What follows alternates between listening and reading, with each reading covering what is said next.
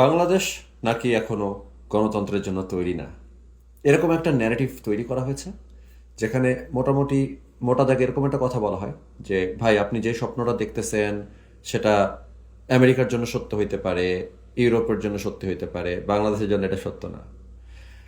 আরও একটা লেজুর ভিত্তিক ন্যারেটিভ এটার সাথে যুক্ত করা হয়, সেটা হচ্ছে যে বাংলাদেশের লোকজন অসম্ভব রকমের মূর্খ, ভয়ঙ্কর, শিক্ষা দীক্ষা নাই, ভায়োলেন্ট। এরা শুধু জানে কুসংস্কারের মধ্যে ডুবে থাকতে, এরা শুধু মানুষের ক্ষতি করতে জানে, আল্লাহর নাম শুনলে বেচাইন হয়ে যায়, পার্শ্ববর্তী দেশে ইন্ডিয়াতে ভগবানের নাম শুনলে মাথা তার ছিঁড়ে যায়, ভগবানের নামে মানুষজনকে অত্যাচার করে, আল্লাহর নামে মানুষকে অত্যাচার করে, পশুর মতন আচরণ করে, কারণ তাদের কিছু কুসংস্কার আছে, কুসংস্কারে বলছে এটা করতে হবে, তারা সেটাই করতে চায়, সেটার পিছনে কোনো বাস্তব জগতের সম্পর্ক না থাকলেও করতে চায়, আর সেটা করতে গেলে বাস্তব জগতে বাস্তব মানুষের ক্ষতি হইলেও সেটা করতে চায়। বলে যে আল্লাহ রাসুলের কথা অনুযায়ী দেশ চালালে সব ঠিক হয়ে যাবে, ওই পাশে আরেকজন বলে যে গীতার মতন করে দেশ চালালে সব ঠিক হয়ে যাবে।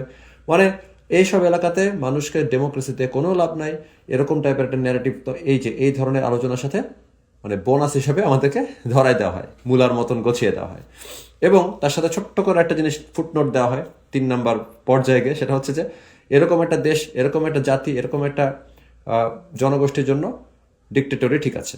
তো এই ধরনের একটা ন্যারেটিভ আমি বেশ কিছুদিন ধরে সহ্য করতে বাধ্য হই, আপনারাও সহ্য করতে বাধ্য হন। এবং এটা আসলে মানুষের কিছু মানুষ আছে যাদের দুরভিসন্ধি থাকে, তারা চায় না যে বাংলাদেশ একটা সঠিক গণতন্ত্রের দিকে এগিয়ে যাক। গণতন্ত্র এখানে ইস্যু না, কারণ আমি মনে করি যে গণতন্ত্রের থেকেও বেটার সলিউশন মানুষের কাছে থাকতে পারে। কিন্তু বর্তমানে পৃথিবীতে যত কিছু ট্রাই করা হয়েছে তার মধ্যে গণতন্ত্র সবচেয়ে বেশি কাজ করছে। মানে এরপরে কালকে পরশু তরশু যদি অন্য কোনো একটা সিস্টেম দেখা যায় যে গণতন্ত্র থেকে বেটার কাজ করতেছে, সেটা আমরা অবশ্যই অ্যাডাপ্ট করব। এই যে গণতন্ত্র থেকে ভালো একটা জিনিস আসবে, সেটা আসতেই পারে, কিন্তু সেটা এমন কিছু আসবে না যেটা আমরা অলরেডি জানি। সেটা সোশ্যালিজম হবে না, সেটা কমিউনিজম হবে না, অফকোর্স ইসলাম হবে না, অফকোর্স হিন্দুত্ববাদী রাজনীতি হবে না, অফকোর্স কে কে কে যেটা চাই সেটা হবে না। কারণ আমরা পৃথিবীতে ছোট্ট একটা ভূখণ্ড, 500 জনের মধ্যেও, মনে করেন যে 500 জনের স্যাম্পলের মধ্যেও যেটা একবার রান করা হয়েছে, রান করার পর যেটা কাজ করতেছে না, সেটা কখনো মেজর মানে স্কেল আপ করলে কাজ করবে, এটা ভাবার এক ধরনের মূর্খতা। হইতে পারে যে সবগুলা থেকে আইডিয়া একটু একটু করে নিয়ে কিছুটা দাঁড়াতে পারে, কিন্তু আমরা পৃথিবীর ইতিহাসে যেগুলো অলরেডি দেখছি যে অ্যাপ্লাই করা হয়েছে কিন্তু কাজ করে নাই, সেই জিনিসটা কাজ করবে না সেটা বোঝার জন্য তো আপনাকে মানে বারবার একটা পরীক্ষা করে দেখতে হবে না। পৃথিবীতে মানে ইন্ডাস্ট্রিতে এরকম একটা কথা আছে, নন ডিস্ট্রাকটিভ টেস্ট, এনডিটি। নন ডিস্ট্রাকটিভ টেস্ট নিয়ে একটা উদাহরণ হচ্ছে এরকম যে, আর একটা আছে ডিস্ট্রাকটিভ টেস্ট, অর্থাৎ হচ্ছে যে আপনি একটা জিনিসকে হাতুড়িতে বাড়ি মেরে ভেঙে দেখলেন যে কতটুকু বাড়ি মারলে এটা ভাঙে। হ্যাঁ, এখন নন ডিস্ট্রাকটিভ টেস্ট কখন করতে হয়? ধরেন যে আপনাকে এখন একটা জিনিস করতে হবে, বুলেট বানাচ্ছেন আপনি ইন্ডাস্ট্রিতে। বুলেট যে বানাচ্ছেন, প্রত্যেকটা বুলেট যদি প্রত্যেকটা গুলি যদি মাইরা মাইরা দেখেন কাজ করে কিনা, তাহলে কি আর একটা বুলেটও থাকবে? সো ওখানে তো ডিস্ট্রাকটিভ টেস্ট করা যাবে না, সো ওটাকে আপনাকে নন ডিস্ট্রাকটিভ টেস্ট করতে হবে। সো পৃথিবীতে যেই জিনিসগুলো আমরা অলরেডি অ্যাপ্লাই করে দেখছি যে কাজ করে নাই, বা ভিন্ন সময়ে ভিন্ন পরিস্থিতির জন্য কাজ করছিল এক সময়, সেটা তো আপনার এখন আর অ্যাপ্লাই করার কোনো প্রশ্নই আসে না। বিশেষ করে পরিবর্তিত এই যুগের মধ্যে অবশ্যই ডেমোক্রেসির নতুন নতুন চেহারা আমরা দেখতে পারবো। সেটাকে হয়তো ডেমোক্রেসি বা অন্য কিছু বলা হতে পারে, কারণ আগে ডেমোক্রেসির আইডিয়া ছিল কিরকম যে একটা গ্রামের মধ্যে কিছু লোক থাকবে, তারা কিছু মানুষ হয়ে দাঁড়াবে যারা হচ্ছে ওর প্রতিনিধি, তারা এসে শহরের কিছু লোকজনের মধ্যে এসে বসবে এবং বলবে যে আমার এলাকার লোকজন এটা মনে করে, আমরা এটা করব। এবং শহরের লোকজন আবার রাজার কাছে যাবে, রাজাকে বলবে যে রাজা, আমার শহরের লোকজন বলছে যে এরকম মনে করে তারা, সুতরাং আমরা এই জিনিসটা করি। সেটা ছিল ডেমোক্রেসির একটা উপায়। এরপরে ডেমোক্রেসি বিভিন্ন রকমভাবে ভাগ হয়ে গেছে, বিভিন্ন রকম চেহারা নিয়েছে, বিভিন্ন রকম রূপ নিয়েছে। এখন এই কথাগুলো বলার কারণ হচ্ছে যে ডেমোক্রেসি ইটসেলফ এখন পর্যন্ত দেখা আমাদের বিভিন্ন রকমের ডেমোক্রেসি হইতে পারে সবচেয়ে বেস্ট উপায় মানুষকে গভর্ন করার জন্য। কেন বেস্ট উপায়? কারণ লাথি মেরে বের করে দেওয়া যায় যদি আমাদের শাসককে ভালো না লাগে। মানে আসল কনসেপ্টটা কিন্তু খেয়াল করে দেখেন, কনসেপ্টটা কিন্তু ফান, যে কনসেপ্টটা সবসময় এই জায়গাতেই থাকে যে আমাদের মনে খারাপ লাগলে, আমাদের জন্য সার্ভ না করলে আমরা লাথি মেরে বের করে দিব পরের টার্মে। এই এক্সিটটাই গভর্ন করার জন্য সবচেয়ে কাজের। অটোক্রেটিক একটা রুল, যেখানে একনায়কতন্ত্র, তাকে বের করা যাচ্ছে না। কারণ কি? সে বের হয়ে গেলে মানে ডাকাতরা চলে আসবে, জঙ্গিরা চলে আসবে, কমিউনিস্টরা চলে আসবে, সোশ্যালিস্টরা চলে আসবে, ক্যাপিটালিস্টরা চলে আসবে। এক এক দেশে এক এক জায়গাতে এক এক ধরনের জুজু, কিন্তু অটোক্রেসির রূপ হচ্ছে একই রকম, যে একজন বসে থাকবে, ওরে নামানো যাবে না, ওর চলে গেলে কি হবে, তাহলে ইসরায়েলের সার্বভৌমত্ব ক্ষুণ্ণ হয়ে যাবে, বাংলাদেশের সার্বভৌমত্ব থাকবে না, আমেরিকায় বিদেশি লোকজন ঢুকে যাবে, মানে কোনো না কোনো একটা জুজু থাকবে। জুজুর গল্পটা ডিফারেন্ট, কিন্তু গল্প আসলে একটাই, একই গল্প বারবার মানুষের কাছে বলেই যাওয়া হচ্ছে, বলেই যাওয়া হচ্ছে, বলেই যাওয়া হচ্ছে। অ্যান্ড এই জিনিসটা মানুষকে ব্লাইন্ড করতে পারে যে আসলে ডেমোক্রেসি তো বাংলাদেশের জন্য প্রযোজ্য নাও হইতে পারে, কারণ ডেমোক্রেসি কেউ কাকে দিবেন, এদেরকে দিবেন, এরা চায় শরিয়া আইন, চাইতে পারে শরিয়া আইন, মেজরিটি হয়তো চায়, আমি জানি না, যদি আমার ধারণা মেজরিটিটা চায় না, বা যেই মানুষগুলা ম্যাটার করে পলিটিক্যাল সে দেওয়ার জন্য তারা এটা আসলে চায় না বলে আমি ধারণা করি। কিন্তু আমি তর্কের খাতিরে ধরে নিচ্ছি যে মেজরিটি শরিয়া আইনই চাই, চাইতেই পারে। এখন আপনি যদি মেজরিটি সেটা চায়, সেটা কিন্তু গণতান্ত্রিক কনভারসেশনের মধ্যের অংশ। আর যদি এই জিনিসটা এরকম হয় যে কেউ একজন বলতেছে যে আইসিসের মতন, যে আমরা তালোয়ার বন্দুক নিয়ে আসলাম, এসে বললাম যে আমরা দখল করে ফেলবো, সেটা আবার ডেমোক্রেসি না। কিন্তু যদি একটা ডেমোক্রেটিক সিস্টেমের মধ্যে মেজরিটি বলে কি আমরা শরিয়া আইন চাই, সেটা আমাদের শুনতে হবে। শোনার পর আমরা কি করব, কি করা যেতে পারে, সেগুলো নিয়ে 100 জন বিশেষজ্ঞর 100 রকম মত থাকতে পারে। যদি একটা পক্ষ এসে বলে আমরা হিন্দুত্ববাদী হইতে চাই, আমরা অখণ্ড ভারত প্রতিষ্ঠা করতে চাই, বলতেই পারে সে, তাকে তো বলতে দিতে হবে, ডিসকোর্স আনতে হবে, কথা বলতে হবে। এখন আমার পয়েন্ট হচ্ছে যে আপনারা যেই সব জায়গার কথা দিকে আঙ্গুল তুলে বলেন যে ওই দেখো আমেরিকাতে এটা কাজ করতে পারে, আপনি আসছেন আমেরিকান মাইন্ডসেট নিয়ে যে বাংলাদেশে এই ধরনের ডেমোক্রেসি চলবে না, বাংলাদেশে একনায়কতন্ত্রই রাখতে হবে, বাংলাদেশে শেখ হাসিনাই ভালো ছিল, বাংলাদেশে আওয়ামী লীগই ভালো আছে, আওয়ামী লীগ ছাড়া উপায় নাই, শেখ হাসিনা ছাড়া উপায় নাই, এই ধরনের একটা ন্যারেটিভ দেন আপনি। আমি খুবই নিউট্রাল জায়গাতে আসার জন্য আপনাকে অনুরোধ করবো যে একদম নিউট্রাল জায়গাতে আসেন, আসার পরে আমেরিকার ইতিহাসে একটু পিছনের দিকে ঘুরে যান। আমেরিকা তো ডেভেলপ করতে করতে এই পর্যায়ে আসছে যেখানে আমরা এখন বলি যে আচ্ছা এখানে একটা মানে land of the free, home of the brave, এই কথাটা শেষ পর্যন্ত সত্য হয়েছে খুবই রিসেন্টলি। এটা কিন্তু লম্বা সময় ধরে সত্য ছিল না। প্রথমত যদি দেখেন, আমি এক্স্যাক্টলি তারিখ সাল সঠিক কোনটা কোন জায়গাতে পরিবর্তন হয়েছে এগুলো বলতে পারবো না, পুরোপুরি মুখস্থ করে আসি না, অ্যান্ড এটা পয়েন্টও না, এটা হচ্ছে ওই ধরনের ভিডিও না যেখানে আমি বলবো যে 1783 সালে অমুক হয়েছিল আর স্ক্রিনে ভেসে উঠবে লেখা 1783, বি রোলে চলতে থাকবে যুদ্ধের ছবি, সাদা কালো ছবি, মানুষ গাদা বন্দুক দিয়ে গুলি করতেছে, এইসব জিনিস আমি করি না। এগুলো করার জন্য প্রচুর চটকদার ইউটিউব ভিডিও আছে, ইনফোগ্রাফিক আছে, সেগুলো করবে। আমি চাই যে আপনি যদি এই আলোচনা থেকে কিছু জানতে পারেন এবং সন্দেহ লাগে গুগল করবেন, আপনি নিজে বের করবেন, আমি আপনার স্ক্রিনে দেখাবো কেন। এটা পয়েন্টই না, এটা ইনফরমেশনাল কোনো জিনিসপাতি না, এটা হচ্ছে ক্রিটিক্যাল থিঙ্কিং করার একটা প্ল্যাটফর্ম। আমি সবসময় এটাকে এভাবে ব্যবহার করার চেষ্টা করছি। ব্যাক টু দ্য পয়েন্ট, যে এখানে পয়েন্ট হচ্ছে যে আপনি যদি আমেরিকার ইতিহাস ঘাটেন অথবা পৃথিবীর যে কোনো গুড ডেমোক্রেসি যেটা বলতে চাচ্ছেন তাদের ইতিহাস ঘাটেন, পিছনে গেলে আপনি দেখবেন যে ডেমোক্রেসি ছিল না ওইখানে, বাংলাদেশের থেকে খারাপ অবস্থা ছিল। তো ওই 1700 সালের দিকে বা আমেরিকার প্রাথমিক ইতিহাসের মধ্যে এরকম একটা জায়গা ছিল, আমি পুরোপুরি আইনটা ভুলে গেছি, কিন্তু থিমটা এরকম ছিল যে আপনি যদি সাদা চামড়ার মানুষ এবং একজন পুরুষ মানুষ না হন তাহলে আপনি আমেরিকার সিটিজেন হইতে পারবেন না, সাদা চামড়ার মহিলা মানুষ হইলেও হইতে পারবেন না, এরকম টাইপের একটা আইন ছিল বা এরকম একটা কথা ছিল। এখন আমি আবার বলতেছি, এখানে আমার ওয়ার্ড বাই ওয়ার্ডস, সাল বাই সাল ধরাতে চেষ্টা করবেন না, এখানে কোনো ইতিহাসের ক্লাস নেওয়া হচ্ছে না। পয়েন্ট বিং, মানুষ সিটিজেন হইতে পারতো না ওই অবস্থাতে, ওটা কি ডেমোক্রেসি ছিল? সাম মাইট আর্গু যে ওটাও ডেমোক্রেসি ছিল। এরপরে যখন গেল আরো সামনের দিকে, তখন অনেক দিন পর্যন্ত আনটিল রিসেন্টলি মেয়েরা ভোট দিতে পারতো না। শরিয়া আইনের কথা বলেন, আমেরিকার ডেমোক্রেসিতে তো মেয়েরা ভোট দিতে পারতো না। এখন অনেক সিদ্ধান্ত নিতে পারতো না, ইসলাম ছিল না কিন্তু তাও নিতে পারতো না, স্টিল এটা ছিল একটা ডেমোক্রেসি। এর পরে যদি আমরা আরো ধাপে ধাপে যাই, কালো মানুষ যারা আছে, আফ্রিকান আমেরিকান বংশোদ্ভূত মানুষ যারা আছে, বা আফ্রিকার বংশোদ্ভূত যারা মানুষ, যাদেরকে স্লেভ হিসেবে ধরে নিয়ে আসা হয়েছিল, সোজা করে বললে তাদের কোনো অধিকারই ছিল না। এবং ভোটার কাদেরকে কাউন্ট করা হবে এই বিষয়ে এরকম একটা অংশ অনেক ডেভেলপড একটা অবস্থাতেও একদম মানে আরও সামনে যাওয়ার পরও জিনিসটা এরকম ছিল যে সাউথ আর নর্থের মধ্যে মনে হয় কোনো একটা পক্ষের এরকম একটা মতামত যে আমরা আসলে কাদেরকে কাউন্ট করব ভোটার হিসাবে। একজন বলে যে আমরা শুধুমাত্র তাদেরকে কাউন্ট করবো যাদের ল্যান্ড আছে, ল্যান্ড ওনারদেরকে কাউন্ট করবো, বাকিদেরকে আমাদের চলার টাইম নেই। আরেকজন বলে যে না, তাহলে কালোদেরকে কেন কাউন্ট করবো না, তাহলে সংবিধানে যা লেখা আছে এভরি ম্যান আর ইকুয়াল অথবা এভরি ম্যান ইজ ইকুয়াল, এটার কি হবে আর কি। এখন এই জিনিসটা নিয়ে আবার ডিবেট, আবার ক্যাচাল কাহিনী। এখন পয়েন্ট বিইং যে একটা দেশ ডেমোক্রেটিক দেশ নিজেদেরকে দাবি করা শুরু করছে যে সময় থেকে, তারপরে তারা প্রথমে মেয়েদের কথা শুনেই নাই কয়েকশো বছর, তারপরে তারা কালোদেরকে মানুষই মনে করতে চায় নাই বা ভোটার মনে করতে চায় নাই বা সমান অধিকার দিতে চায় নাই, মানে 100 এর পরে 100 বছর স্টিল তারা ডেমোক্রেটিক কান্ট্রি। কারণটা কি? আমার টকিং পয়েন্ট হচ্ছে যে বাংলাদেশ আজকে যেখান থেকে শুরু করতেছে এইটা ডেমোক্রেসির যাত্রা শুরু করার জন্য অনেক অ্যাডভান্সড স্টেজ, যেখানে মানুষ বলতেছে আমরা সরিয়া চাই, যেখানে মানুষ মানুষকে মারধর করতেছে, এই তুই কেন বোরকা পড়লি না, তুই কেন দাড়ি রাখলি না, এই রোজার সময় খাইলি কেন, এই নামাজ পড়তে গেলি না কেন। তারপরে যারা লাফালাফি করতেছে নাস্তিকে কল্লা চায়, কেন ইসলামের বিরুদ্ধে বললো, আমরা গণতন্ত্র চাই, আমরা অধিকার চাই, কেন এরা ইসলামের বিরুদ্ধে বলছে, এটাকে ফাঁসিতে চুলাই দেওয়া। মানে কন্ট্রাডিক্টরি কথাবার্তা বলতেছে, তাই না?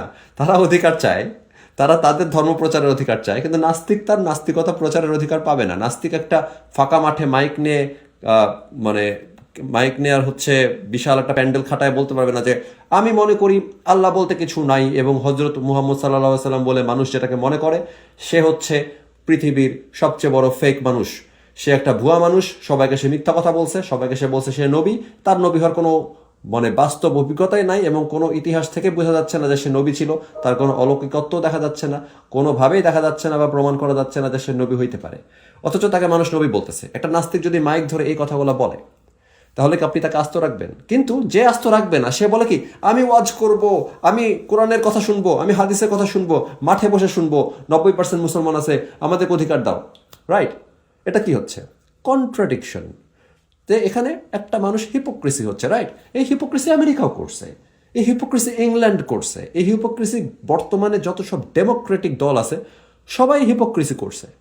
এই হিপোক্রেসি একটা সময় থাকবে, এটা একটা লং জার্নি, যেটার মধ্যে একটা পর্যায়ে গিয়ে জিনিসগুলো আস্তে আস্তে একটার পর একটা জিনিস রিফর্ম হইতে হইতে আগাবে। অন দ্য কন্ট্রারি, শরিয়া ল 570 সালে যা বলা হয়েছে, কিছু মডিফিকেশন, কিছু ডিফারেন্ট ইন্টারপ্রিটেশন ছাড়া আপনি হয়তো নড়তে পারবেন না। মুসলমানরা যেটা বলার চেষ্টা করে যে আচ্ছা তোমরা যে একটা এথিক্সের কথা বলো, তোমাদের এথিক্স তো ক্ষণে ক্ষণে বদলায়। ইয়েস, আমাদের এথিক্স ক্ষণে ক্ষণে বদলায়, কারণ মানুষ একটা ফ্লড ইমোশনাল হিউম্যান বিইং। যারা আমরা হচ্ছি অত্যন্ত ফ্লড, আমরা অত্যন্ত ইমোশনাল, এবং আমরা আমাদের মাথা কিন্তু কোনো ধরনের জাস্টিস সিস্টেম না, আমাদের মাথা একটা প্যাটার্ন রিকগনিশন সিস্টেম। সো আমরা যদি খেয়াল করে দেখি যে চারপাশে অনেক দাসানুদাস ঘুরে বেড়াচ্ছে যাদেরকে শেকল দিয়ে বেঁধে রাখা হয়েছে, আমাদের মাথা প্যাটার্ন রিকগনাইজ করে ফেলে এবং ধরে নেয় যে ওইটা খুবই এথিক্যাল কাজ, যে মানুষকে শেকল দিয়ে বন্দি করে রাখতে হবে। So point being, human brain যেভাবে কাজ করে, আমাদের দরকার constantly changing ethics, constantly changing constitution, governance. সেই জিনিসটা না থাকলে কিন্তু আসলে আমরা জাস্টিস করতে পারবো না লোকজনের উপরে। এবং সেটা কোত্থেকে শুরু করব?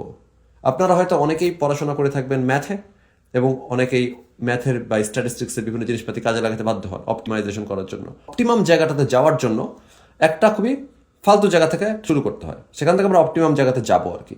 মনে করা যাক যে আমরা জানি যে আমাদের কাছে 100টা, একটা হচ্ছে 1, একটা হচ্ছে 60, একটা হচ্ছে 30, একটা হচ্ছে 90, ইত্যাদি ইত্যাদি। সো আমরা এটার অ্যাভারেজটা কীভাবে বের করবো, বা কোন দিক থেকে রেখা টানলে সবগুলা থেকে মোটামুটিভাবে এটা নিরাপদ দূরত্ব দিয়ে বা ইকুয়াল দূরত্ব দিয়ে যাবে, এটা বোঝার জন্য অনেক ধরনের ইকুয়েশনস আছে। বাট বেশিরভাগ ইকুয়েশনেরই যদি বেসিকে যান আপনারা, তাহলে দেখবেন যে অপটিমাইজেশনের মোস্ট অফ দ্য ইকুয়েশনস আসলে কীভাবে কাজ করে। আপনি পুরো ডেটা সেটের যে কোনো জায়গা থেকে শুরু করতে পারেন ইকুয়েশনটাকে অ্যাপ্লাই করা। যেমন ধরেন যে একটা আছে না যে আচ্ছা ঠিক আছে, এখানে ওগুলো উদাহরণ দিলাম আপনি। এখন মনে করেন যে আপনি যে কোনো পয়েন্ট থেকে শুরু করবেন, এরপরে দেখবেন যে ওই প্রসেসটা দিয়ে ইটারেশন করতে করতে করতে করতে করতে করতে করতে করতে করতে করতে করতে আপনি সে পর্যন্ত সমাধানে যাবেন। এটা হচ্ছে অপটিমাইজেশনের ফান, এবং ডেমোক্রেসি হচ্ছে একটা অপটিমাইজেশন। এখন ডেমোক্রেসির অপটিমাইজেশনে কি হচ্ছে?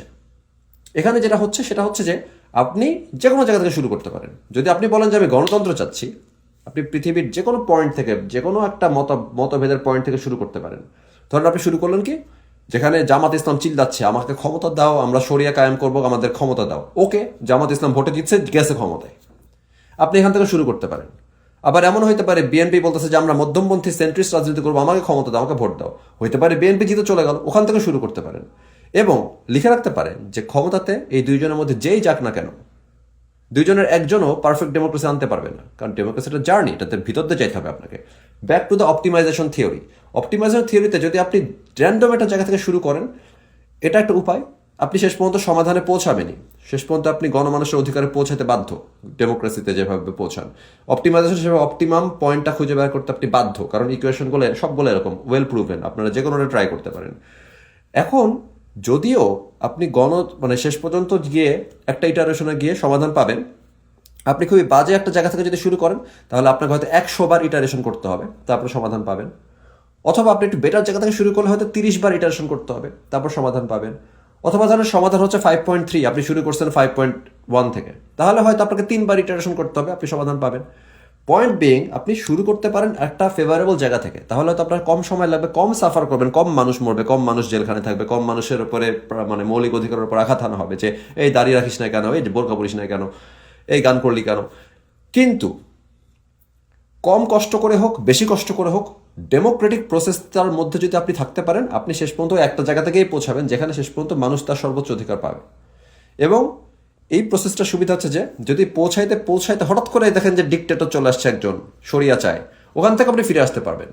আমেরিকার বর্তমান অনেক কিছু নিয়েও মানুষের অনেক আপত্তি আছে, অনেক মানে বিজ্ঞ মানুষজন ধরায় ধরায় দিবে এসব পলিসি আমাদের চেঞ্জ করতে হবে, বাট স্টিল তারা চেঞ্জ করতে পারবে। অনেক সময় মনে হতে পারে যে আমেরিকা কোন পথে যাচ্ছে, ওরা আবার ফিরে আসতে পারে। কারণ যতক্ষণ আপনি ডেমোক্রেসিতে বিশ্বাস করেন, মোস্ট অফ দ্য পপুলেশন, ওরা ফিরে আসতে বাধ্য। আপনি আজকে যেই লোকটা ডেমোক্রেসিতে বিশ্বাস করে সরিয়াও চায়, কারণ সে মনে করে যে সরিয়া পাওয়ার জন্য ডেমোক্রেটিক পদ্মে যাইতে হবে তারে, ওই ব্যাটাও হেল্প করতেছে ডেমোক্রেটিক প্রসেসকে চালায় নিয়ে যাওয়ার জন্য। পয়েন্ট বিং, যখন আপনি বলেন যে বাংলাদেশের মানুষের জন্য ডেমোক্রেসি না, গণতন্ত্র না, তখন আসলে কথাটা পুরোপুরি একটা ভুয়া কথা হয়।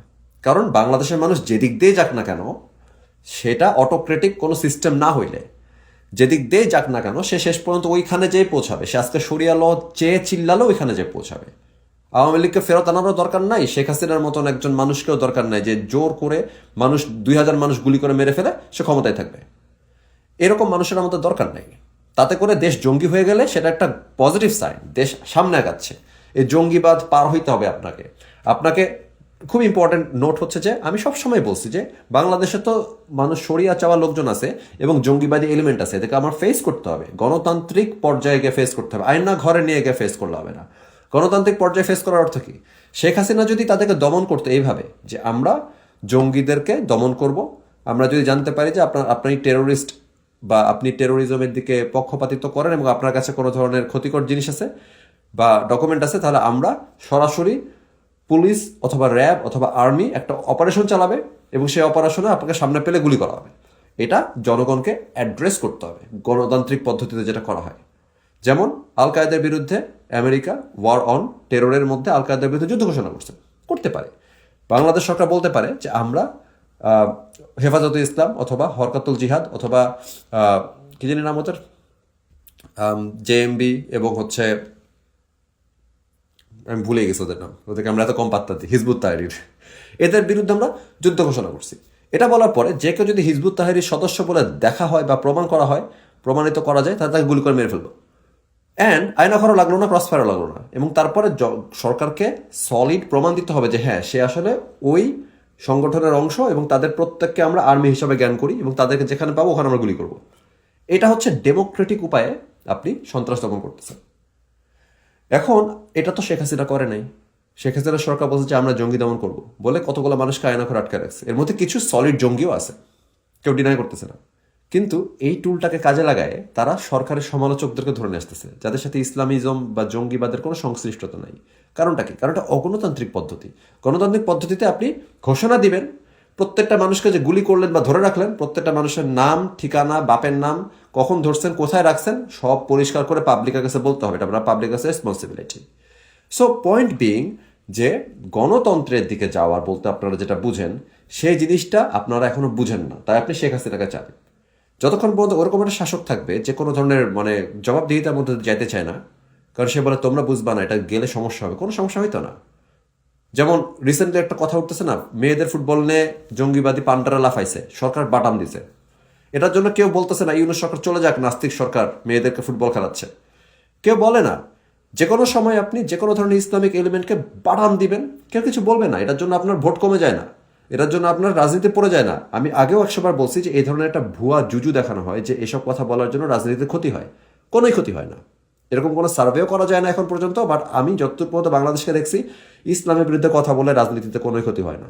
এটাও এক ধরনের কাউন্টার পলিটিক্স, যেটা হচ্ছে করে আমাদেরকে বোঝানো হয় যে দেখো আমরা ইসলামের বিরুদ্ধে কথা বলবো না, তাহলে আমাদের ক্ষতি হবে। কেন বোঝানো হয়? কারণ তারা হার্ড ওয়েতে ক্ষমতায় যাইতে চায় না, তারা শর্টকাট মারতে চায়। শর্টকাট মারা মনে হচ্ছে এই ইসলামিক দলের সাথে আমার লিয়াজও থাকবে, ওর সাথে লিয়াজও থাকবে, এর চা খাওয়াবো, ওরে আমরা খাওয়াবো, ওর সাথে কোলাকুলি করবো, তার সাথে সামনাসামনি চিল্লাবো, পিছনে যে বলবো ব্র তোমার কিন্তু আমি ওইটা দিয়ে দিচ্ছি। এইভাবে তারা পলিটিক্স করতে চায়, কারণ কি এটা ইজিয়ার। তারা যেগুলো বলে যে এইভাবে বাংলাদেশে পলিটিক্স করা সম্ভব না, প্রত্যেকভাবে পলিটিক্স করা সম্ভব, প্রত্যেকভাবে ক্ষমতায় যাওয়া সম্ভব, কিন্তু তারা ওই কঠিন কাজটা করতে চায় না, কারণ ওখানে আওয়ার্স আফটার আওয়ার্স কাজ করতে হবে। প্রতিদিন আপনাকে 8 থেকে 14 ঘন্টা প্রতিদিন আপনাকে কাজ করতে হবে, এবং প্রতিদিন আপনাকে বাংলাদেশের 64 জেলার 64 চিপার মধ্যে অ্যাক্টিভলি কাজ করতে হবে। এত কষ্ট করছে এরকম বাংলাদেশি কোনো পলিটিক্যাল পার্টি আমি দেখি নাই। এটা না করলে তো আপনাকে ওই যে বাম হাত দিয়ে আওয়ামী লীগের সাথে হাত মিলাবেন, ডান হাত দিয়ে জামাতের আমিরের সাথে হাত মিলাবেন, মানে নিচের পা দিয়ে 3 নাম্বার হাত দিয়ে আপনি কি করবেন, হিজবুত তাহরিদের সাথে হ্যান্ডশেক করবেন, হেফাজতের সাথে কোলাকুলি করবেন। বাংলাদেশে এগুলো চলে, এগুলো কিন্তু রাজনীতি না, এগুলো কোনোটা রাজনীতি না। শুধু রাজনীতি শিখাতে আসবেন না। লোকজন এসে বলে বাল পাক না, তুমি রাজনীতি বুঝো না। আপনারা বাল বুঝেন না, আপনারা চান শর্টকাট, আপনারা দেখছেন শর্টকাট, আপনারা বুঝেন শর্টকাট, আপনারা ডেমোক্রেসি বুঝেন না, আপনারা রাজনীতি বুঝেন না, আপনারা প্রপার ওয়েতে একটা গণতান্ত্রিক স্টেপও নিতে জানেন না, এবং মনে করেন যে বাংলাদেশ এর জন্য প্রিপেয়ার না। Bangladesh well prepared. আপনার বিচি থাকলে আপনি রাজনীতিটা করে দেখান। এরপরে যদি আপনি আগামী 20 বছরের মধ্যে ক্ষমতা যেতে না পারেন, তাহলে আমার এসে বললেন আপনি 20টা বছর ধরে প্রপার রাজনীতি করেন। তাদেরকে বলতেছি যাদের কাছে সর্বোচ্চ ক্ষমতা আছে এবং টাকা আছে পুরো দেশে ক্যাম্পেইন চালানোর জন্য। এই কথাটা আপনি এরকম বললে হবে না, ওই দেখুন অমুক পার্টি তো করছে 50 বছর ধরে করতেছে, কিছুই হয় না। আরে ভাই, ওর কাছে টাকা নাই, কিছু নাই, ওরা দাঁড়াতে দিচ্ছে না। বিএনপিটা করে দেখান, আওয়ামী লীগ এটা করে দেখান, জামাতেরা করে দেখান, যাদের টাকা আছে, পাওয়ার আছে পুরো জায়গাতে যাওয়ার, এবং কাজ না করলে আমার বলেন অফকোর্স কাজ করবে। সারা পৃথিবীতে এমনি কাজ করছে, one way or the other. এখন কোন পলিসি কিভাবে কাজ করবে সেটা আপনারা খুঁজে বের করবেন। এই কারণে আপনারা প্রতিদিন 8 থেকে 14 ঘন্টা করে খাটবেন। এটা তো কেউ করেন না। আপনি তো সারাদিন 64 জেলার মধ্যে 64 কোণে 8 থেকে 14 ঘন্টা করে প্রত্যেকটা মানুষ খাটে না। পলিটিক্যাল পার্টিতে যারা আছে এরা, আমি যেটা খেয়াল করে দেখছি, পুরা উইকে 15 ঘন্টা পলিটিক্সের জন্য কাজ করে না। একটা 5 মিনিটের কাজ করার জন্য তারা পার্টি অফিসে 2 ঘন্টা ব্যয় করে। আপনি নিজে কথা বলে দেখেন, যারা থাকে মোস্ট অফ দ্য পিপল, কিছু কিছু আছে খুবই কাজ করার চেষ্টা করে। অ্যান্ড হাইকমান্ড থেকে সঠিক ডিরেকশনে না পাঠালে তো কাজ করে লাভ নাই। প্রতিদিন 100 ঘন্টা করে কাজ করে তো লাভ নাই। আপনারা থাকবেন চগলখড়ি করার ধান্দায় এবং তলা দিয়ে ডিল করার ধান্দায় এবং কিছু কিছু ফটকাবাজি করার ধান্দায়। এমনি তো হবে না। প্রপার রাজনীতি করার জন্য বাংলাদেশ এখনো প্রস্তুত হয় নাই, সেটাতে আমার কোনো বিশাল দ্বিমত নাই। বাট আপনাকে গণতান্ত্রিক প্রসেসে যাইতে হবে, অ্যান্ড বাংলাদেশ গণতন্ত্রের জন্য রেডি। যদি আমরা আজকে না যাই, আজকে যদি আমরা যাই, 1700 সালে যেরকম আমেরিকার প্রথম পদক্ষেপ হয়েছে, সেখান থেকে 2025 সালে আমেরিকাতে অনেক ধরনের রাইটস প্রতিষ্ঠিত হয়েছে। আজকে যদি আমরা প্রথম পাটা বাড়াই, তাহলে 2300 সালে বাংলাদেশে অনেক ধরনের রাইটস প্রতিষ্ঠিত হবে। যদি আজকে না পা বাড়াই, 100 বছর পরে পা বাড়াই, তাহলে 2400 সালে বাংলাদেশে রাইটস প্রতিষ্ঠিত হবে। আর আমি মনে করি যে আমি আমার জীবদ্দশায় কিন্তু ইসলামিস্ট এগুলোকে যাইতে দেখবো না, আপনিও দেখবেন না। দ্যাট ডাজন্ট মিন যে আওয়ামী লীগকে দরকার। আওয়ামী লীগ কি করবে? আবারও লিড চাপা দিবে এবং নিজের আরেকটা মনস্টার হয়ে একটা হিটলার টাইপের প্রবলেম তৈরি করবে। তাতে করে তো বাংলাদেশে কোনো লাভ নাই। 2300 সালের বাংলাদেশে আপনি সুখ শান্তি সমৃদ্ধি সকলের সমান অধিকার দেখতে চান, নাকি 2400 সালের বাংলাদেশে দেখতে চান, নাকি 2500 সালের বাংলাদেশে দেখতে চান? এটা হচ্ছে অ্যাকচুয়াল কোয়েশ্চেন। আমার এই এতগুলো ভিডিওতে আমি কথা বলি 2300 সালে বাংলাদেশ দেখার জন্য, যে 2300 সালের বাংলাদেশে আমার নাতিরা ফ্রি একটা কান্ট্রিতে বিকিনি পরে ঢাকার মাঝখানে হাঁটতে পারবে। আপনার জন্য তো আমি কথা বলতে আসি না। আপনি নিজের জন্য কেন কথা বলেন? আপনি আমার জন্য কথা বলবেন না তো, আপনি কথা বলবেন আপনার নাতির জন্য। আপনারা কেন মনে করেন যে আপনার পছন্দের পার্টি আজকে ক্ষমতায় থাকলে আগামী 20 বছর আপনি ভালো থাকবেন? আগামী 20 বছর আপনি ভালো থাকাতে কি আসে যায়? আপনি কি অমর? আপনি কি একদিন মরবেন না? আপনি যদি আগামী 20 বছর ভালো থাকেন, তাহলে আপনার জন্য দেশের 98% মানুষ সাফার করবে যাতে আপনি ভালো থাকতে পারেন। এই ভালো থাকা তো দরকার নাই। এই কারণে আপনারা জুলাইয়ের মাস্টার মাইন্ড বলেন না, যাই বলেন না কেন, বাংলাদেশের জন্য অত্যন্ত জরুরি এবং সঠিক একটা পদক্ষেপ ছিল জুলাই অভ্যুত্থান। আপনারা যারা আমাকে এখনো চিনতে পারেন না, বুঝতে পারেন না কেন এই কথা বলে, আমি 2300 সালের একটা বাংলাদেশের জন্য বলি। আপনাদের যে আকাম কুকাম দেখি বা আপনাদের যে ধরনের শর্ট টার্ম চিন্তাভাবনা দেখি, আগামী 20 বছর ভালো থাকতে হবে, আজকে আপনাকে যে কেউ জ্যান্ত পুরাই মেরে ফেললে আপনার সমস্যা কি? মরবেন। আমি যে প্রত্যেক বছর কষ্ট করে বাংলাদেশে যাই, মানুষজন এই যে তারা খেয়ে আসতে হয়, বিভিন্ন জায়গা থেকে সাবধানে বের হয়ে আসতে হয়, মব ক্রিয়েট করা হচ্ছিল। আমি তো প্রত্যেক বছর বাংলাদেশে যাই। কেন যাই? এত রিস্ক নিতে হবে কেন আমাকে? কারণ আমাকে আজকে আপনি জ্যান্ত পুরাই মেরে ফেললে কি হবে? এমন কিছুই হবে না। 2300 সালের বাংলাদেশ আমরা স্বাধীন দেখতে চাই, সেটার প্রসেসটা আমি আজকে শুরু করতে চাই। আপনারা শুরু করতে চান না। আপনাদের মতো মানুষটা যদি টিকে থাকে, যারা মনে করেন আওয়ামী লীগ আজীবন রাখতে হবে অথবা কোনো একটা ডিক্টেটর রাখতে হবে, তাহলে 3000 সালেও বাংলাদেশ এরকম থাকবে। আপনারা তো বাংলাদেশের একজন সুদূর প্রসারী শত্রু। তারপরও মানুষ সবসময় দেখতে পায় কালকে কি হবে, নিজে খেতে পারবে কিনা, নিজের গায়ের চামড়াতে আগুন লাগবে কিনা, এগুলোই মানুষ দেখবে, এগুলোর জন্যই মানুষ কাজ করবে। আমরা যতই বলি না কেন গ্রেটার গুডের কথা, আমরা যতই বলি না কেন it is not about me or you, আপনার ব্যাপার না, এটা আপনার ভালো থাকার ব্যাপার না, আমারও ভালো থাকার ব্যাপার না। আমাকে তো লোকজন গালি দিয়ে যাচ্ছে, বয়কট করে যাচ্ছে, অ্যাটাক করে যাচ্ছে, আমার ফেসবুক আইডি মানে 7 নম্বর ফেসবুক আইডিও উড়াই দিচ্ছে। সো হোয়াট, আমি কি আমার ভালো থাকার জন্য কাজ করতেছি নাকি?